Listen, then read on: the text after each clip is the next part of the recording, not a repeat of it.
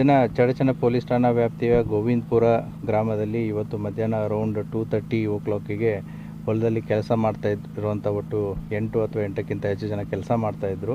ಅದರಲ್ಲಿ ಸುಮಾರು 28 ಜನ, ಈಗ ಕಂಪ್ಲೇಂಟಲ್ಲಿ ಅವರು 28 ಜನ ಬೈಕ್ಗಳಲ್ಲಿ ಬಂದುಬಿಟ್ಟು ಒಟ್ಟು 6 ಜನನ ಇಲ್ಲಿ ಮರ್ಡರ್ ಮಾಡಿದ್ದಾರೆ. ಇನ್ನಿಬ್ಬರು ಇಂಜೂರ್ಡ್ ಇದ್ದಾರೆ. ಅವರನ್ನು ಈಗಾಗಲೇ ಹಾಸ್ಪಿಟ್ಲಿಗೆ ಶಿಫ್ಟ್ ಮಾಡಿದ್ದೀವಿ.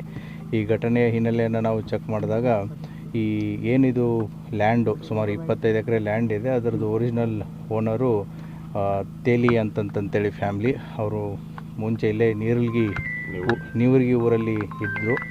ಈಗೇನು ಸಸ್ಪೆಕ್ಟೆಡ್ ಅಕ್ಯೂಸ್ಡ್ ಏನಿದ್ದಾರೆ ಕಂಪ್ಲೇಂಟಲ್ಲಿ, ದಟ್ ಈಸ್ ಕಲ್ಲನಗೌಡ ಪಾಟೀಲ್ ಮತ್ತು ಅವರ ಫ್ಯಾಮಿಲಿ ಮೆಂಬರ್ಸ್ ಏನಿದ್ದಾರೆ, 2015ರಲ್ಲಿ ಈ ಏನು ಒಂದು ಕಲ್ಲನಗೌಡ ಪಾಟೀಲ್ರ ಕಡೆ ಇರುವಂಥ ಹುಡುಗ ಶಿವಾನಂದ್ ಅನ್ನೋನು ತೇಲಿ ಫ್ಯಾಮ್ಲಿ ಕಡೆ ಹುಡುಗಿಯನ್ನು ಮದುವೆ ಆಗಿರ್ತಾನೆ. ಸೊ ಮದುವೆಯಾಗಿ ಮಕ್ಕಳಿಗೆ ಎಲ್ಲರೂ ಇರ್ತಾರೆ.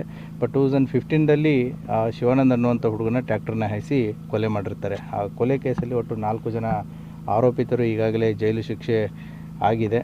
ಮತ್ತು 2024ರಲ್ಲಿ ಅವರು ಕೋರ್ಟಿಂದ ರಿಲೀಸ್ ಆಗಿದ್ದಾರೆ. ಸೊ ಅದು ಹೈಕೋರ್ಟ್ ಅದು ಸುಪ್ರೀಂ ಕೋರ್ಟಿಗೆ ಹೋಗಿ ರಿಲೀಸ್ ಆಗಿದ್ದಾರೆ.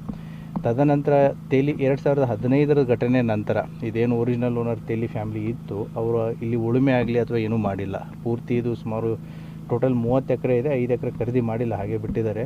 ಸೊ ಇದು ಪೂರ್ತಿ ಪಾಡು ಬಿದ್ದಿದೆ. ಅಂದರೆ ಯಾವುದೇ ರೀತಿಯಂಥ ಉಳುಮೆ ನಡೆದಿಲ್ಲ ಸುಮಾರು 10-12 ವರ್ಷದಿಂದ. ಕೊಲೆ ಆದಾಗಿಂದ 2015ರಲ್ಲಿ.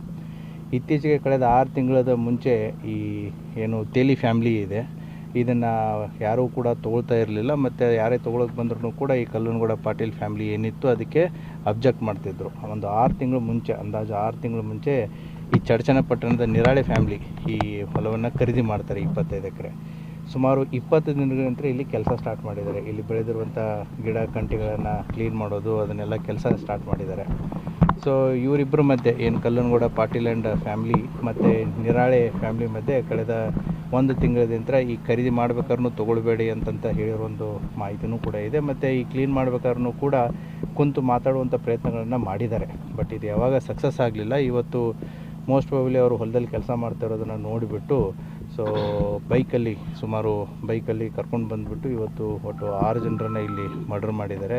ಅದರಲ್ಲಿ ದುಂಡಪ್ಪ ನಿರಾಳೆ, ಚಂದ್ರಕಾಂತ್ ನಿರಾಳೆ, ಶಿವಪುತ್ರ ನಿರಾಳೆ, ಶಿವಪುತ್ರ ಮಕ್ಕಳಾದಂಥ ರಾಹುಲು ಸಮರ್ಥೋಟ 5 ಜನ ಒಂದೇ ಕುಟುಂಬದವರು. ಮತ್ತು ಶಬ್ಬೀರ್ ಅತ್ತಾರ್ ಅನ್ನುವಂಥ ಒಬ್ಬ ವ್ಯಕ್ತಿ ಕೂಡ, ಆತನು ಕೂಡ ಚಡಚಣ ಪಟ್ಟಣದವನು. ಮೋಸ್ಟ್ ಪ್ರಾಬಬ್ಲಿ ಅವನು ಇಲ್ಲಿ ಕಟ್ಟಿಗೆ ಕಡಿದಿದ್ದನ್ನು ತೊಗೊಳಕ್ಕೆ ಬಂದಿರ್ಬೋದು. ಸೊ ಇವರು 6 ಜನ ಹೊಡೆದು ಹಾಕಿದ್ದಾರೆ. ಇದ್ದಂಥ JCB ಡ್ರೈವರು ಮತ್ತು ಇನ್ನೊಬ್ಬ ವ್ಯಕ್ತಿ ಅವ್ರಿಗೆ ಇಂಜೂರ್ಡ್ ಆಗಿದೆ. They are fine. ಸೊ ಈಗಾಗಲೇ ಬಾಡಿಗಳನ್ನು ವಿಜಯಪುರ ಸಿಟಿಯಲ್ಲಿ ಹಾಸ್ಪಿಟಲ್ಗೆ ಶಿಫ್ಟ್ ಮಾಡಲಾಗಿದೆ. FIR ಕೂಡ ಪ್ರಕರಣ ದಾಖಲಾಗ್ತಾ ಇದೆ. ಏನು ತಂಡಗಳನ್ನು ಈಗಾಗಲೇ ರಚನೆ ಮಾಡಲಾಗಿದೆ. ಆದಷ್ಟು ಬೇಗ ಆರೋಪಿತರು ಯಾರು ಅನ್ನೋದನ್ನು ಪತ್ತೆ ಮಾಡುತ್ತೆ. ಈಗಾಗಲೇ ಸೋಕೋ ಮತ್ತು ಫಿಂಗರ್ ಪ್ರಿಂಟ್ ಟೀಮ್ಗಳು ಬಂದು ಕೂಡ ಅವರ ಕೆಲಸ ಕಾರ್ಯವನ್ನು ನಿರ್ವಹಿಸ್ತಾ ಇದ್ದಾರೆ. ಅದೇ ಮಾಡ್ತೀವಿ.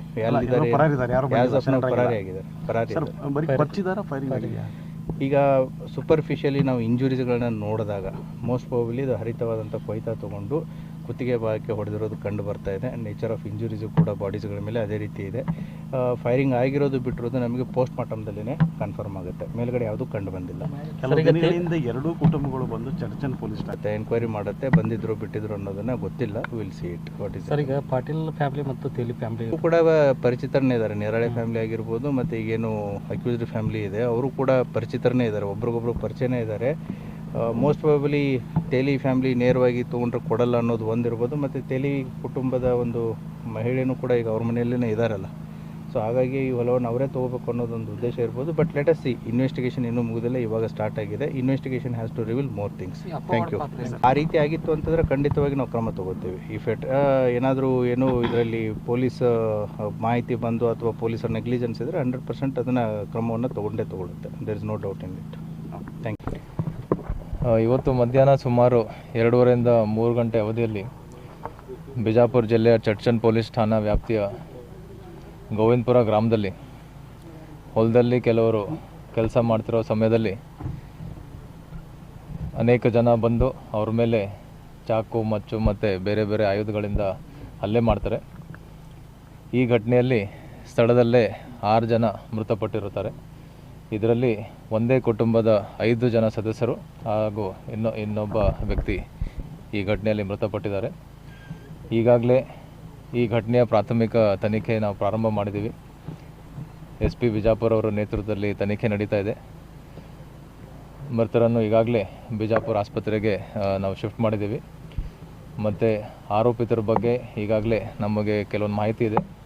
ಆದಷ್ಟು ಶೀಘ್ರದಲ್ಲಿ ಅವ್ರಿಗೂ ಕೂಡ ನಾವು ಬಂಧಿಸ್ತೀವಿ ಮತ್ತು ತನಿಖೆಯನ್ನು ಮುಂದುವರಿಸ್ತೀವಿ.